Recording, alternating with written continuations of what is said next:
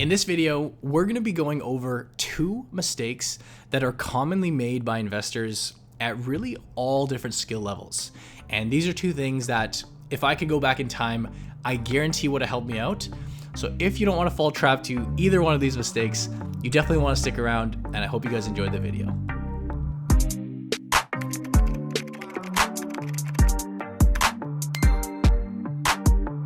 What's going on, you guys, and welcome back to the channel. If you're new here, my name is Brandon. As always, we do have our Investing Academy, which is that first link in the description if you're a beginner to the stock market in Canada. But today's video is going to be somewhat of a video response style of video. And there was actually a comment that I got on the last video that sparked my drive to come film this one. We're actually going to be covering 2 separate topics that I think a ton of investors, I don't want to call them mistakes, but they're things that we can actually avoid and improve on. And these are things that I wish I knew if I could go back in time. And we're going to be starting off with more of a beginner mistake that happens quite broadly, especially in a market like we're in now. And then moving on to this one comment that I got, which I think is a very, very dangerous misconception that, again, a lot of people make. If you enjoyed this video, by the way, give this one a thumbs up, but let's just dive on into things. And the first mistake that I'm seeing a lot now, I think a lot of beginners in particular make, is feeling the need to rush the process of either buying stocks or building up their portfolio. And what I mean by that is I'm getting questions constantly. And the company seems to be Apple. That just seems to be the hot stock at the moment because of the stock split, and now everyone wants a piece of the pie. But a lot of investors are just saying, oh, Apple's down 2% today. Is it time to buy? Or Apple's down 4% today. Is this the dip that we've been waiting for? And they're so ready to buy, and they want to deploy all their money. And I do get it. For a new investor, that is completely normal. If you're new to this whole field of investing and you got this money in your brokerage account and you're watching your accounts every day, like you're learning and absorbing, but by trying to get everything done so quickly, I think that is actually a mistake. And just to remind everybody, I mean, if you're watching this channel, you should be looking at things from an investing standpoint with a long-term outlook. If you're looking for this channel for trading advice, short-term trading, you should probably just not watch this channel. You should go find another channel. But as an investor, I'll remind you guys that no matter how old you are, whether you be 50 looking to retirement, whether you be a 20-year-old looking out, in most cases, we have 5, 10, 15 plus years to grow our wealth. And it's funny to me how a new investor will want to build up their portfolio in 2 months, or they've been doing this for 3 months and they're trying to get all their positions that they have, their ideal companies that they want to own, trying to get them all filled, buying them. When's the right time to buy? Is it ready? Is it ready? I'd just like to give everyone a really good reminder that there's no rush to go out and get everything set up in the snap of a finger this week, today for that matter. That's some people just want to buy stocks today. Investing is something that does take a lot of time, and it's the patient investors who wait for opportunities, who don't feel the need to get everything done today, that often do the best. And I'll actually say what sparked my inspiration for this aspect of the video, I was watching another YouTuber who happens to be probably one of my favorite people to watch. It's a guy named PPC Ian, who's over in the States. He's a dividend investor, and he was talking about his Johnson & Johnson position that he's built up over the years. And he's been investing for a number of years. And he went to detail in each calendar year how much he bought and how much it represented of his total position, etc., etc. Point being was that acted as a very good reminder. It was a very good way of just bringing things back to reality that for the most part, we have years and years ahead of us to invest. And what we do this week, what we do this month, probably not going to have the biggest impact when you look at it 30 years from now or 20 years from now or whatever your time horizon is. If you want to buy, for example, a specific stock, or if you're looking to build up your portfolio, or in Ian's case, he's talking about Johnson & Johnson, 6 months from now, a year from now, the markets could crash so bad that we're represented with an amazing opportunity that would, just blow out all of the buying points we have today. It would just be so much more than we could have ever imagined. That could absolutely happen. Yet you're here today worrying about a 2% drop in Apple. Is it the time to buy? Or, should I be buying this at this price, this or that? Investing is a marathon. You hear that all the time. It's not a sprint. And it's just a reminder to people that don't feel the need to go out and buy every single stock today, deploy all your money in the markets right now. If I do draw from my personal experience, I have a bunch of cash sitting in my portfolio, and I don't even look at it for the most part. I really don't. I check in on my portfolio max once a week, and that's even a lot for me. And the reason I do that is because we have students and we keep them updated with what it's looking like. So I do it more for that purpose. But personally, do I actually look at my portfolio and say like, well, what do I need to buy today? Not very often, because again, over a 20-year, 30-year investing period, and for me, it's actually way longer than that, opportunities will come. And when the market dips down severely and we have these opportunities presented to us, well, that's when I'll go in and say, well, where do I want to deploy this cash? That's why I have this cash set aside to go in and buy stocks.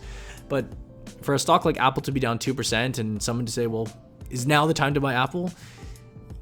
It could be, but keep in mind, you'll probably have some better opportunities if you're patient for a ways down the road. So that is just my first little point. I don't know if that came out as good as I was hoping for. It kind of sounded good in my head because it is something that I think a lot of people make, is that they rush themselves. To finish off that point, a great example of this is Warren Buffett, arguably one of the greatest investors of all time. He just sits on piles and piles of cash. And I know it's slightly different when you're running an institution, an investing company versus a retail investor, but at the same time, he's not going out and buying stocks every single day or every single week or on every single dip. Just check in periodically. When you feel the times are right, you can add more. But that's really the overriding topic that I wanted to cover for the first part of this video.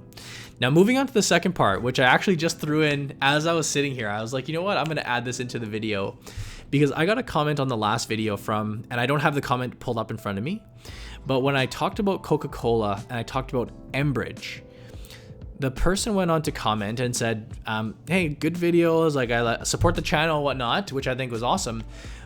But he said, you're never going to get rich from stocks like these.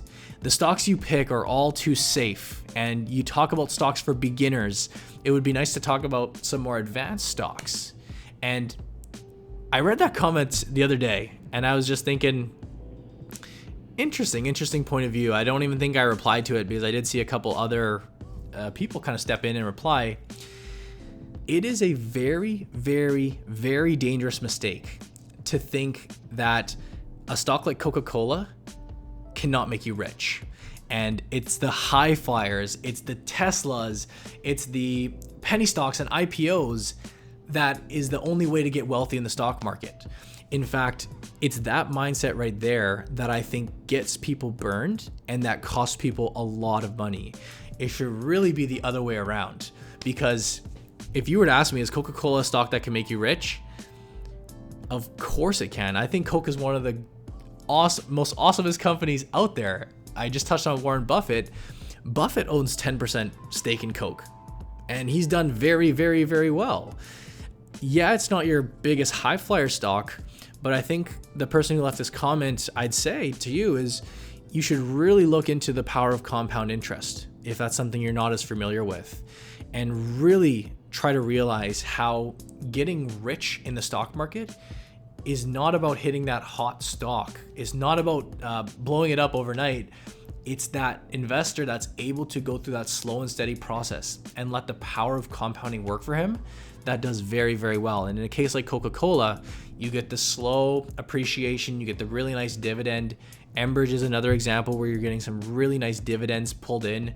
If you can reinvest those dividends at 7%, as we talked about yesterday, That's how you get wealthy in the stock market. What I think is a big mistake that investors are making in this current day, as I'm seeing a lot of talk about speculative stocks, especially on YouTube. It's the spec stocks, it's the IPOs that are generating people a ton of attention and a ton of, it's luring people in, which is what they do, which is why people get burned. The mistake with that, guys, is understanding that, yeah, you can make money up front and it may look like you're doing very well. You take Tesla as a good example. You take some of these other electric vehicle stocks, which is just comes to top of mind, that are doing very, very well right now. And you may turn your $10,000 to $50,000 and then $150,000, then $200,000 in a very strong case scenario. Those very quick gains are the companies that are susceptible to losing it overnight. You can just, with the snap of a finger, have a bubble pop. You can lose your money in cryptocurrency. You can lose your money in Tesla, for that matter, if this does happen to be a bubble and if it does pop. And we actually did a video recently. It didn't get a crazy amount of views, but it was a really good video talking about how losses impact you as an investor way more than gains. And people don't understand that. And if you haven't seen that video, I'd suggest taking a moment to go watch it. A 50% drop is not equal to a 50% gain. If your stock drops 50, 60, 70%, to get out of that hole, it requires so much more. And that's something that people don't grasp. They think, oh, I'm making so much money here. If a stock drops 70% like Tesla or whatever it is, that is a very difficult hole to dig out of. And you can lose 100 grand, 200 grand, 500 grand. You could lose your life savings overnight. There's a reason why we have the saying. We've all heard of the tortoise and the hare. We know how that story ends.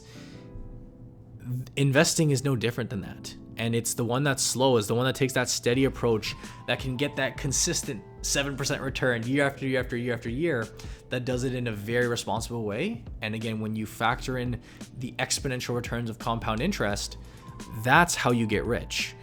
Not by just chasing the hottest new hype sector or IPO or whatever, because I can guarantee you it may look good now.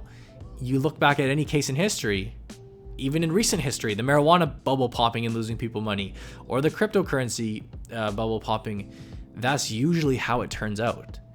So I just thought that was really, really fascinating of a comment.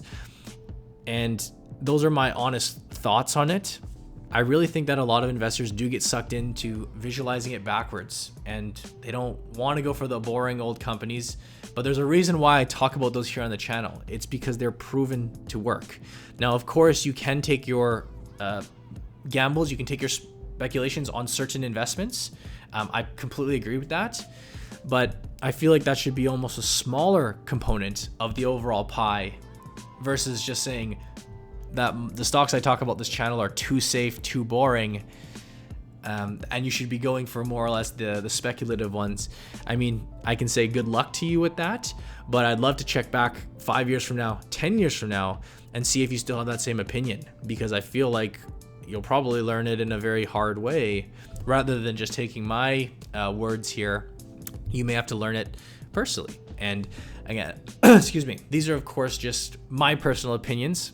I could be very wrong, but if you look at any type of data, you look at any type of long-term history of the stock market and how wealth accumulates over time, you like that consistent, slow and steady growth versus the ups and downs that comes with the IPOs, the penny stocks, and the speculative stocks. So guys, that is my quick video response for those two questions.